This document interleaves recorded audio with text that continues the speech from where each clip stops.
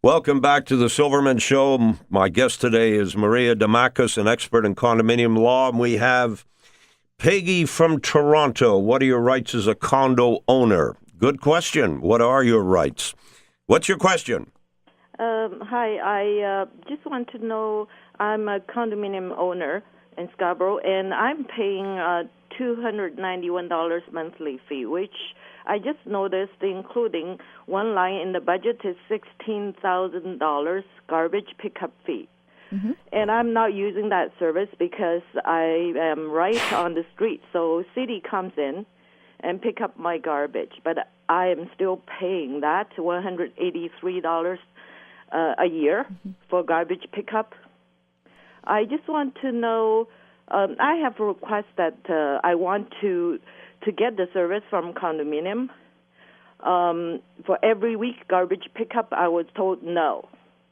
Oh. And the management told me, if you refuse the city pickup, you will never get the service back up when you want it. And I phoned city. Mm-hmm. City told me there's no such thing. But I don't know what to do at this point. I want the service. Either I can get my money back or I can get my service, but I was told no by the management. Okay, what's the answer to that? Okay, well, you're likely paying a garbage fee for either one of two reasons or maybe a combination of both. You may have your individual waste picked up by the city, whether it's once a week or however periodic it may be, but there is also the garbage levy as well that's levied on the amount of waste that's collected at a condominium. So you're likely paying a charge for that. You may also be paying a charge for the waste removal because of the common element waste that's produced. So it could be a combination or either of those two things. As for canceling service pickup by the city and not being able to reinstate it, I have heard actually from certain management companies that is the case for certain regions. I don't know if that includes Toronto or not, but it's not to say that that's a permanent decision by the city. It may change. I know that last year it was the case that if you canceled your service pickup with the city, that they would not return to engage in that service for the condominium corporation again. And you would have to go through a private arrangement. Okay. I have asked the city, we pay tax into city. Okay, are we entitled in the garbage pickup service? And they said yes. I have to get more details to call into city. They said somebody from the management said no to the service. Mm-hmm. Otherwise, they would come because the condominium, they are entitled for garbage pickup. Mm-hmm.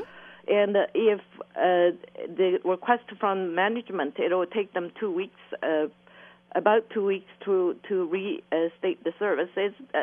What should I do?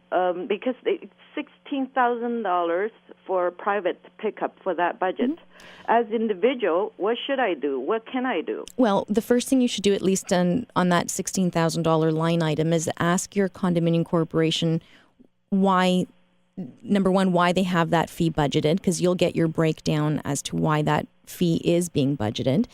You can also ask for supporting invoices for that fee from prior years. For example, last year would have been the first time you would have seen it.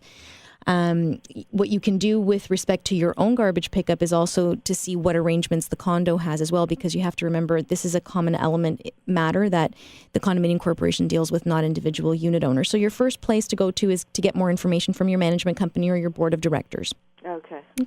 And once you have that, let me tell you, garbage pickup, from my own personal experience on the board of directors, is incredibly expensive. And we've been trying every means possible to cut down the amount of waste that we have in order to reduce the size of the bins and so on and so forth. There comes a point, though, where you just can't do it. There's a wall you hit, and you're stuck with the expense. Thanks for your call. Thank we you. have Nick from Toronto. Nick, how are you?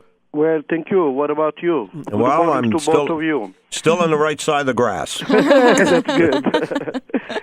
Just two questions. No. One is regarding the budget. We have a bylaw that states that our budget should be approved by the unit owners, any budget or any revision of the budget. This is not the case in our complex because our management, the board of directors, they do not want to apply this bylaw. The second one is about the special assessment. I do believe that the special assessment should go through the process of the reserve fund study and not out of the reserve fund study. That I would like to know, if that is the case. The third one is why the condominium should pay realty taxes, not unit owners. The condominium as a corporation, why has to pay realty taxes? Thank you. Okay. I'm going to address your special assessment question first. Thanks. Number one, boards of directors are entitled and have the right to levy a special assessment when there is a shortfall in the annual budget. It does not have to be analyzed through the reserve, although in some cases boards do levy assessments to top up their reserve fund so they can ensure that it meets their study requirements. In other cases, you just have a shortfall in operating expenditures and you need more money to flow into the condominium in order to pay for those things. With respect to your bylaw and the requirement that the owners have to authorize the budget, that's pretty rare because I can tell you from probably 99.9% of the condos out there, there is no such requirement. And the reason being is pretty simple. Mainly, you'll never be able to appease everyone in the condo. And when you're talking dollars and cents in people's pocketbooks, not everyone is going to agree. And so the right is left up to the board to make that decision. Nick, just hold on because right now we have to go to the News 1010 traffic with Stu Andrews.